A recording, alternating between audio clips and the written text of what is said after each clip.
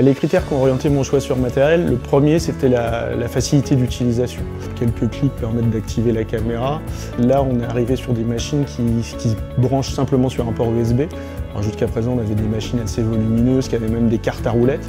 C'était la première chose. La deuxième chose c'est que je souhaitais que ça soit aussi rapide en acquisition qu'une empreinte à l'alginate, les 5-6 minutes classiques. Pourquoi? Parce qu'un enfant, garder la bouche ouverte, autant un adulte pourra le faire un petit peu plus longtemps, mais un enfant ça va être plus difficile que lui. Ensuite, l'avantage c'est la précision, puisqu'on sait que maintenant les systèmes numériques sont aussi, voire même plus précis que les systèmes à alginate, c'est ce qu'ont montré les dernières études. Donc, pourquoi se priver d'un outil qui allie à la fois facilité d'utilisation, facilité de stockage aussi, puisqu'on a pu du coup avoir toutes ces armoires remplies de modèles en plate, et puis facilité dans les mesures et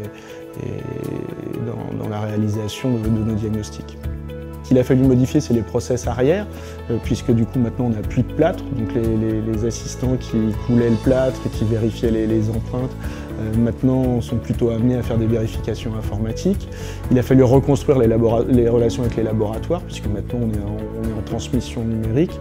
Et puis l'avantage par contre, c'est que ça a été un gain de temps de laboratoire qu'on a pu reporter sur la clinique, c'est-à-dire sur l'accueil des patients par les assistants qui ont plus maintenant de temps à leur consacrer et à consacrer aux parents aussi pour expliquer les choses.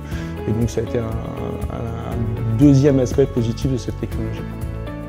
Maintenant, on utilise ce système d'empreinte quasiment pour tous les types de traitements, puisqu'on les utilise à la place des modèles d'études, donc ce qui va nous permettre de faire le diagnostic. On les utilise pour la réévaluation aussi. On est un petit peu plus limité pour certains process de laboratoire, parce qu'on sait que les imprimantes 3D, des fois, ne vont pas suivre sur tous les systèmes. Néanmoins, maintenant, sur tous les systèmes de gouttière ou de collage indirect, on est en flux numérique avec les laboratoires, il suffit de leur envoyer le fichier. On a en retour la validation du fichier, donc nous on peut prévoir nos setups et ensuite commander le matériel qui correspond au traitement du patient, que ce soit, comme je disais, soit des gouttières, soit des collages indirects.